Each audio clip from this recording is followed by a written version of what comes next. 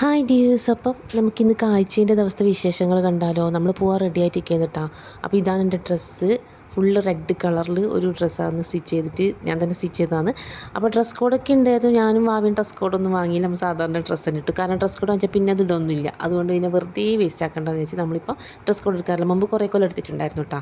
അതിനുശേഷം നമ്മൾ പോയി അപ്പോൾ അവിടെ എല്ലാവരും റെഡി ആയിട്ട് എത്തിയിട്ടുണ്ടായിരുന്നു. അവിടെ കലാപരിപാടികളൊക്കെ നടക്കുന്നുണ്ട്. ഈ കാഴ്ച ഇങ്ങനെ നടന്ന് കാവിലേക്ക് പോവുക ചെയ്ത്. അപ്പം കലാപരിപാടികൾ ഒരു പ്രാവശ്യം ഇവിടെ നിന്നും കാണിക്കും. അതിന് ശേഷം പോകുന്ന വഴിയിൽ അങ്ങനെ കാണിക്കും. അതിനുശേഷം വെടിക്കെട്ടൊക്കെ ഉണ്ടായിരുന്നു. ഇതാണ് നമ്മൾ സ്വാമി മഠം. അപ്പോൾ ഇവിടെ നിന്നാണ് കാഴ്ച തുടങ്ങുന്നത്. അപ്പോൾ എല്ലാവരും ഇങ്ങനെ മുത്തുക്കുടയും കാര്യങ്ങളൊക്കെ എടുത്തിട്ട് ഇങ്ങനെ നടക്കുകയാണ്. ഇതിൻ്റെ നേരെ ഇതൊരു തോടിൻ്റെ കരയിലാണ്. അപ്പോൾ നേരെ ഓപ്പോസിറ്റാണ് കാവ്. പക്ഷേ ക്രോസ് ചെയ്ത് പോകാൻ പറ്റാത്തതുകൊണ്ട് നമ്മൾ ചുറ്റിപ്പോവും. അപ്പോൾ അങ്ങനെ അടിപൊളിയായിട്ടുള്ള കലാപരിപാടികളും കാര്യങ്ങളും ഒരുപാട് തരത്തിൽ ഡാൻസും എല്ലാം നടക്കുന്നുണ്ട്. ഒരു ദുർഗാദേവീൻ്റെ ആ ഒരു കഥ ബേസ് ആയിട്ടുള്ളൊരു ഡാൻസ് നടക്കുന്നുണ്ട്. അതേപോലെ തന്നെ സിനിമാറ്റിക്, പിന്നെ ഒരു എന്താ പറയുക, ഒരു ഇങ്ങനെ ഏഞ്ചലിനെ മാതിരി ആയിട്ട് ഇങ്ങനെ ആക്കിയിട്ടുള്ള ആ ഒരു 3-4 ആൾക്കാർ വേഷം മാറിയിട്ടില്ല അങ്ങനെയുള്ള ഡാൻസുകൾ നടക്കുന്നുണ്ട്. പിന്നെ ശിങ്കാരി മേളം ഉണ്ട്.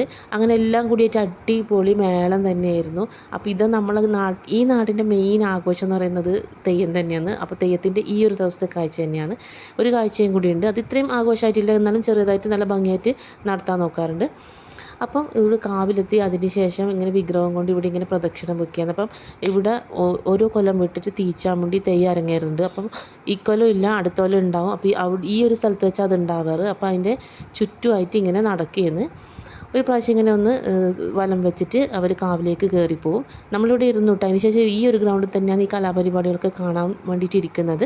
അപ്പോൾ നമ്മൾ ഇന്ന് സീറ്റ് കിട്ടി. ഇന്നലെ ഗാനമേളേൻ്റെ ദിവസം സീറ്റൊന്നും കിട്ടാത്തതുകൊണ്ട് നിലത്തിരുന്ന് ഫുള്ള് ചളിയായ ഡ്രസ്സിലൊക്കെ അങ്ങനെ പോയിട്ടുണ്ടായിരുന്നു. അവിടെ അവർ വെള്ളമാക്കി ആക്കിയിട്ടുണ്ടായിരുന്നു. അപ്പോൾ അങ്ങനെ ആയിട്ട് വേഗം സീറ്റ് കിട്ടി, കസേരയൊക്കെ കിട്ടിയിട്ട് അതുകൊണ്ട് നല്ല അടിപൊളിയായിട്ട് കാണാൻ പറ്റി. ആദ്യം തന്നെ ശിങ്കാരിമേള ഉണ്ടായത്.